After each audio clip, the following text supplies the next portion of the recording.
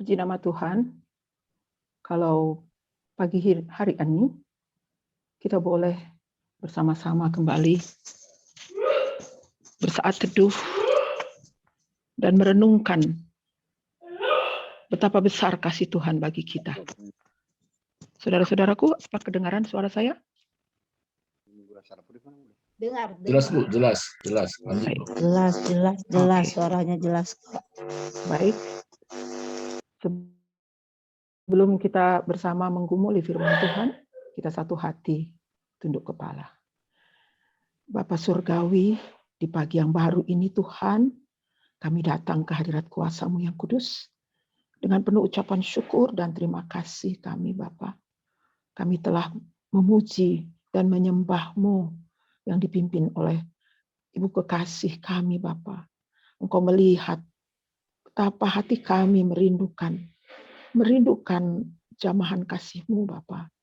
Biarlah di pagi yang baru ini Engkau yang telah hadir bagi kami. Bahkan Engkau akan menampakkan wajah-Mu dan memperdengarkan suara-Mu Bapa. Melalui kebenaran firman yang sebentar hamba-Mu boleh sampaikan. Tetapi biarlah hanya suara-Mu yang boleh kami dengar dan wajah-Mu yang boleh kami lihat. Terima kasih Bapa, Engkau telah hadir melalui pujian dan penyembahan kami. Karena kami tahu Engkau bertahta di atas pujian.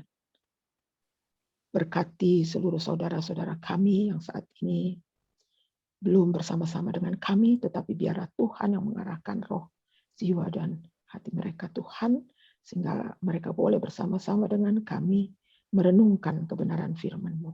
Terpujilah Bapa, kekal selama-lamanya. Haleluya. Amin. Bapak, Ibu, saudara-saudaraku yang kekasih dalam Tuhan, pagi hari ini saya patut sampaikan terima kasih kepada Ibu Ria Kristina dan Bapak Pastor Surbakti yang berkenan memberikan kesempatan kami untuk menyampaikan kebenaran firman di pagi yang baru ini dan kita boleh bersama merenungkannya. Saya akan mengajak Bapak Ibu untuk membacanya dari kitab 2 Timotius 3 ayat 14 dan dilanjutkan langsung kepada 2 Timotius 4 ayat sampai dengan ayat 5. Firman Tuhan di sana berbunyi demikian. Tetapi hendaklah engkau tetap berpegang pada kebenaran yang telah engkau terima dan engkau yakini, dengan selalu mengingat orang yang telah mengajarkannya kepadamu.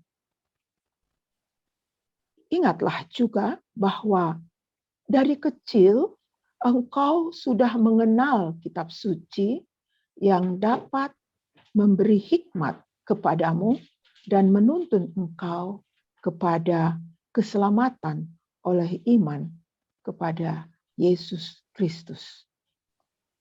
Segala tulisan yang diilhamkan Allah memang bermanfaat untuk mengajarkan, untuk memperbaiki kelakuan, dan untuk mendidik orang dalam kebenaran.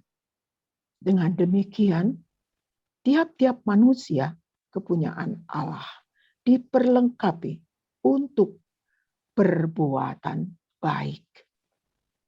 Dilanjutkan di pasal 4. Di hadapan Allah dan Kristus Yesus yang akan menghakimi orang yang hidup dan yang mati. Aku berpesan dengan sungguh-sungguh kepadamu demi penyataannya dan demi kerajaannya. Beritakanlah firman. Siap-siaplah baik atau tidak baik waktunya. Nyatakanlah apa yang salah, tegurlah dan nasihatilah dengan segala kesabaran dan pengajaran. Karena akan datang waktunya orang tidak dapat lagi menerima ajaran sehat, tetapi mereka akan mengumpulkan guru-guru menurut kehendaknya untuk memuaskan keinginan telinganya. Mereka akan memalingkan telinganya dari kebenaran dan membukanya bagi dongeng. Tetapi kuasailah dirimu dalam segala hal. Sabarlah, menderita, lakukanlah pekerjaan pemberitaan Injil dan tunaikanlah tugas pelayananmu. Sedemikian jauh firman yang boleh kita baca bersama dari Matius 3 ayat 14 sampai dengan 2 Timotius 4 ayat 5. Bacaan firman Tuhan kita pada saat ini, saya menstressingkan kepada ayatnya yang berbunyi, segala tulisan yang diilhamkan Allah memang bermanfaat untuk mengajar, untuk menyatakan kesalahan, untuk memperbaiki kelakuan, dan untuk mendidik orang dalam kebenaran. Rasul Paulus dalam suratnya yang lain, kita bisa baca di dalam Roma 10 ayat 17. Dikatakan bahwa iman timbul oleh pendengaran, dan pendengaran oleh firman Kristus. Jelas dikatakan di situ bahwa iman timbul dari mendengarkan firman Tuhan. Termasuk di pagi hari ini kita diperkenankan Allah untuk menggumuli, mendengarkan kebenaran firman Tuhan.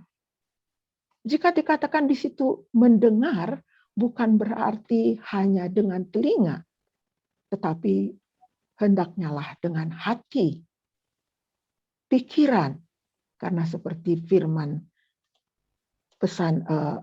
firman kepada kita bahwa kita harus mengasihinya tidak hanya pikiran, tapi segenap hati, bahkan perbuatan. Olehnya bahwa iman kita akan semakin bertumbuh. Kita akan semakin memahami tentang Tuhan dan juga tentang yang terjadi pada kita dan sekitar kita tentunya. Sehingga dengan demikian hubungan kita dengan Tuhan tidak cukup hanya sekedar sesekali saja membaca firman atau sesekali saja berdoa, tetapi sesungguhnya sesering mungkin, bahkan senantiasa di setiap langkah hidup kita, detik demi detik. Hal inilah yang disampaikan oleh Rasul Paulus. Dia menasihati Timotius dan juga sekaligus menasihati kita. Contoh dari kehidupan Timotius, bagaikan sejak kecil kita tahu dia sudah diperkenalkan tentang firman Tuhan. Dan juga disebarkannya melalui pengajaran yang benar, yaitu melalui firman Tuhan. Saudara-saudara yang kasih, Rasul Paulus menasihatkan bahwa firman Tuhan yang telah dipelajari dan dipercayainya itu kepada Timotius bahwa harus dipakainya untuk menghadapi tantangan pelayanan. Ya, ketika itu Rasul Paulus mengingatkan Timotius untuk senantiasa menyandang atau menggunakan firman Tuhan di dalam pelayanannya. Bagi kita pun saat ini, bahwa firman Tuhan yang kita pelajari, yang kita pahami, yang kita sudah ketahui bersama, akan terus kita pelajari, kita perdalam. Itulah yang akan memampukan kita menghadapi kehidupan ini. Sebagaimana yang dikatakan pada pasal 3 ayat 17, dengan demikian tiap-tiap manusia mempunyai kepunyaan Allah itu ya diperlengkapi untuk setiap perbuatan baik. Bahwa kita sebagai kepunyaannya Allah, kita diperlengkapi menjalani kehidupan ini. Tuhan memberikan kita penghiburan, janji, nasihat, bahkan larangan yang termuat di dalam Alkitab. Itulah yang menjadi senjata dan penuntun kita menjalani kehidupan ini. Jika dalam istilah saat ini yang bisa kita pakai bahwa kita telah diberikan buku manual, yaitu Alkitab. Ya, seperti dalam istilah populer, Alkitablah yang menjadi SOP, Standard Operating Procedure, di dalam kita menjalani hidup. Karena di dalamnya jelas ada aturan untuk bagaimana sebaiknya kita menjalani hidup. Melalui nats ini kita diingatkan akan dua hal.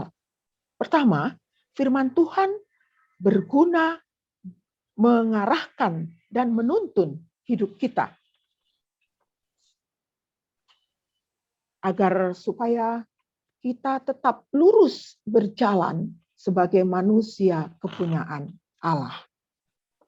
Maka kita membutuhkan tuntunan dan arahannya tentunya. Supaya kita tetap fokus pada tujuan kehidupan kita sebagai seorang Kristen, seorang anak Tuhan yang telah diberi kasih karunia dan keselamatan hidup kekal. Jangan sampai kita merasa sudah berjalan dalam kebenaran, padahal kita sudah salah arah dan salah jalan atau salah alur. Olehnya kita senantiasa dengar-dengaran akan kebenaran firman yang selalu mengingatkan kita, yang menjadikan kita rambu-rambu bagaikan perjalanan lalu lintas dengan rambu-rambu, lampu rambu-rambu itu. Sehingga mendengar, membaca, dan memahami firman Tuhan itu tidak bisa seperti seorang yang datang ke apotik dengan kasus misalnya dia batuk, lalu dia hanya membeli obat batuk. Tetapi firman Tuhan hendaknya menyembuhkan keseluruhan penyakit, bukan hanya penyakit batuk yang dirasakan oleh seseorang ketika dia pergi ke apotik untuk membeli obat batuk. Ya. Jadi maksudnya di sini adalah jangan sampai kita hanya membaca firman ketika kita butuh sesuatu, tetapi hendaknya lah firman kita gumuli setiap saat. Sehingga melalui firman-Nya kita boleh diterangi dan kita boleh diingatkan. Karena semua firman Tuhan harus utuh kita terima dan kita lakukan dalam kehidupan kita sehari-hari. Di dalam kitab Kejadian sampai dengan Wahyu adalah rangkaian yang tidak bisa terpisahkan. Semua kitab yang ada dalam Alkitab akan saling melengkapi satu dengan yang lain. Seperti yang kita ketahui, di dalam perjanjian lama, penuh dengan nubuatan-nubuatan tentang kedatangan Kristus. Olehnya kita baca itu dan kita gumuli itu, sehingga benar-benar kita meyakini bahwa nubuatan para nabi terdahulu yang tersurat di dalam perjanjian lama itu adalah benar-benar Yesus Kristus yang dimaksudkan. Oleh sebab itu, peganglah firman. Dan di dalam perjanjian baru kita melihat berbagai nubuatan-nubuatan dilakukan oleh pernyataan-pernyataan Yesus melalui murid-muridnya tentang kedatangan Yesus yang kedua. Olehnya, baiklah kita gumuli bersama Alkitab yang berisikan nubuatan dan kebenaran itu, sehingga kita benar-benar mendapatkan terang di dalam kehidupan dan menjalani kehidupan itu. Poin yang kedua, firman Tuhan menjaga kita dari ajaran-ajaran yang tidak diperkenankan Allah. Secara populer itu mungkin disebut ajaran sesat. Dalam hidup ini kita juga harus berhati-hati akan ajaran sesat atau ajaran-ajaran yang menyimpang dari kebenaran Tuhan. Firman Tuhan ataupun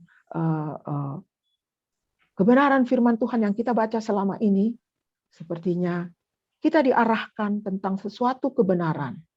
Justru kita dibawa ke dalam kebenaran itu sendiri.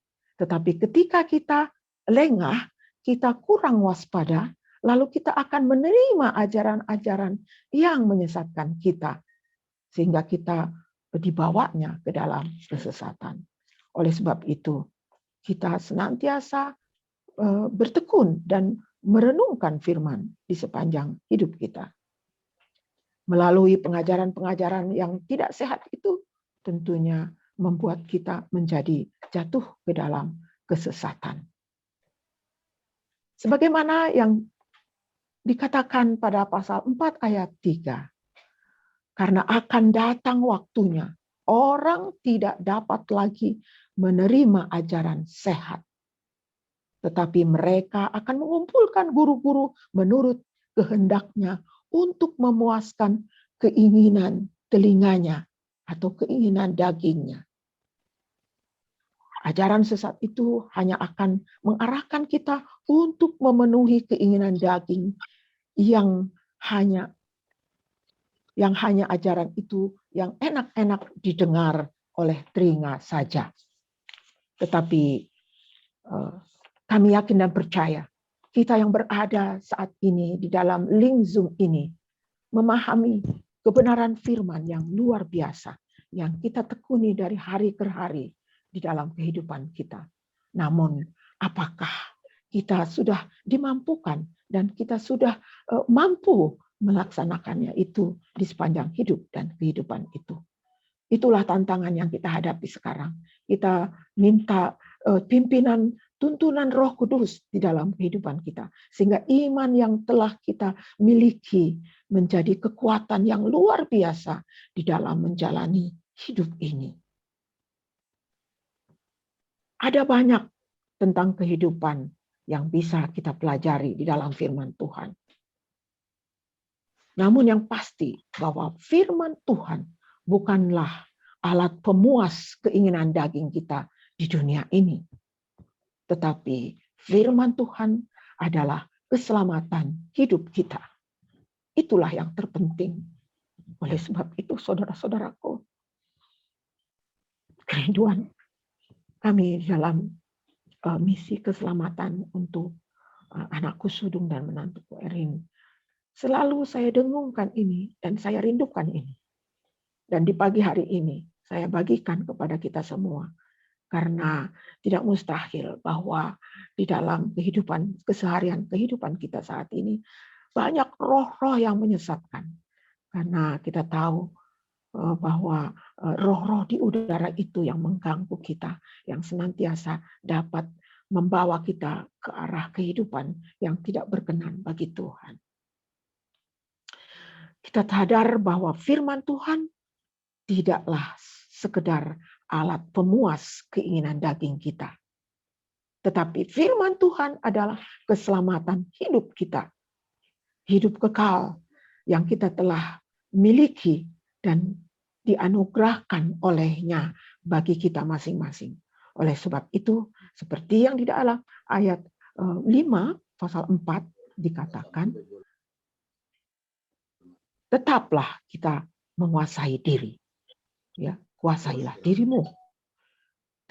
Kita tetap sadar bahwa hal-hal seperti itu kita harus halaukan dari diri kita. Dan kita harus teguh, tetap berdiri teguh mengikuti Dia yang telah mengajarkan kebenaran firman bagi kita. Hendaknya kita mengamalkannya di dalam kehidupan kita sehari-hari seperti pesannya di dalam Matius 22 ayat 37 sampai 40. Kasihilah Tuhan Allahmu dengan segenap hatimu dan dengan segenap jiwamu dan dengan segenap akal budimu. Itulah hukum yang terutama dan yang pertama. Dan hukum yang kedua yang sama dengan itu ialah kasihilah sesamamu manusia seperti dirimu sendiri. Pada kedua hukum inilah tergantung seluruh hukum Taurat dan kitab para nabi. Haleluya. Kita tahu bahwa Yesus datang ke dunia bukanlah meniadakan hukum Taurat yang kita ketahui di dalamnya berisikan 613 pasal.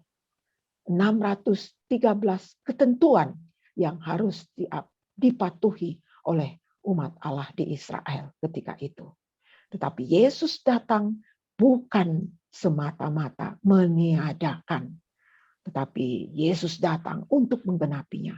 Karena banyak hal yang diangkat dan diajarkan kepada kita, ajaran dari kitab Taurat ini untuk kita teruskan dan kita pegang teguh di dalam hidup dan kehidupan kita. Terpujilah Tuhan di pagi hari ini dan untuk selama-lamanya. Haleluya. Amin.